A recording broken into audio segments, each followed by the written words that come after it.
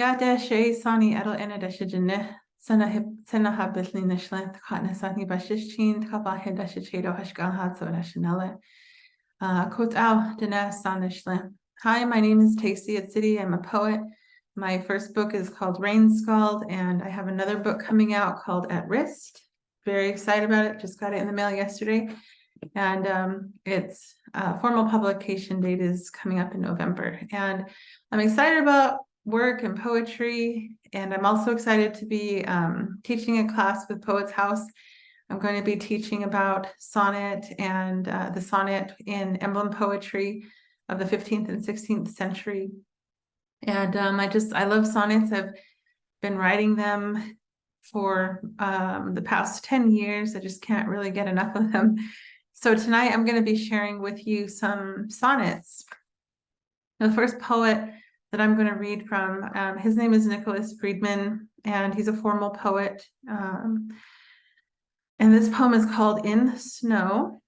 And I just love this poem because I go to it whenever I'm teaching and introducing my students to sonnets. It's it's contemporary, and it's just so intricate, and I just love the way that he adheres and then breaks some of the formalities of the sonnet form. Keeping to the meter and keeping with this particular poem, he uses a sort of Petrarchan-esque rhyme scheme. It's an enveloped rhyme scheme, maybe B-A-C-D-D-C-E-D-D-E-F-F, finishes with the heroic couplet. But he has a lot of moments where there's like a trochaic substitution, there's spondies placed meaningfully, and of course the volta and the trochaic pentameter for an entire line that really brings our attention to the content of that line. And so, yeah, just a really wonderful poem. And I love how the form in this poem really adheres to the content. And so here it goes. In Snow. Mistaken for sumac, one still cardinal, blent among the spears, took wing across my path and settled in the trampled aftermath of boots that pursued me as I went. I stopped a minute, listening to him sing by bramble and what berries strewed the ground. No noise disturbed the wood, except the sound of his faint squeaks, as if he needed oiling. Then turning back, I kept along the way I'd meant to go before he stopped me there, like a thing augmented by another's stare. Ahead, one asterisk winked out the day. How strange to bear the deadening snow at all, I thought, though I had come to watch it fall. Yeah, just so beautiful, everything that's kind of embedded in and under the snow, and violence and just what the snow kind of blankets and silences and hushes, but just having that kind of moment, meditating and thinking about history, thinking about life, thinking about the land, and what stories the land holds and what stories the snow covers.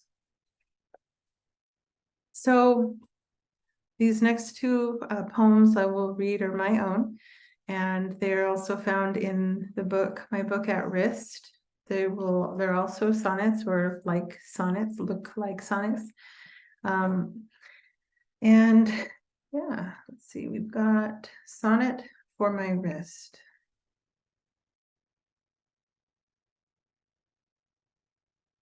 I tend to mistake your ribs for a hand towel.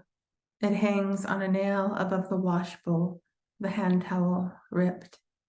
There's something wearing about the end curve of thread. When I sleep, I keep my palms open. Verve. We were lovers in a field of gray. In Navajo, we say something wrote, all radical when you hurt me something close. Even you waft, it's best I tether, forget flyways I plucked. My bones, they lie to me like fray, like gaunt. I don't crawl back for fragments. Even a spinal cord of sinew, it's not going to close. You rope me from stray to grip. It's all for naught. I'm born for my father, tangle people, our mouths in webs. Tonight, my wrists part, and you chase my insides until they dangle into pieces.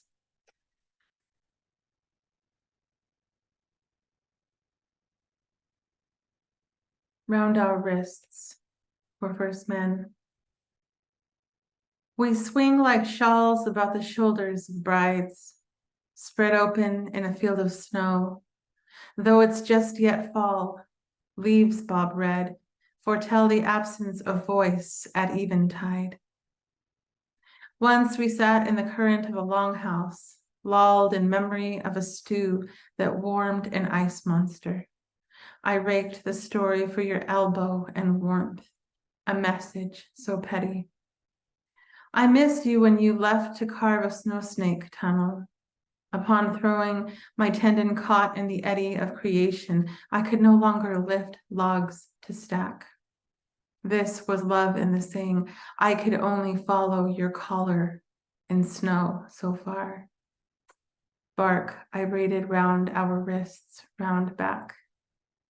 One of these days you will find me under the white, where autumn floats, rounding out the soles of our feet, where the arcs of our breaths hold. Thank you.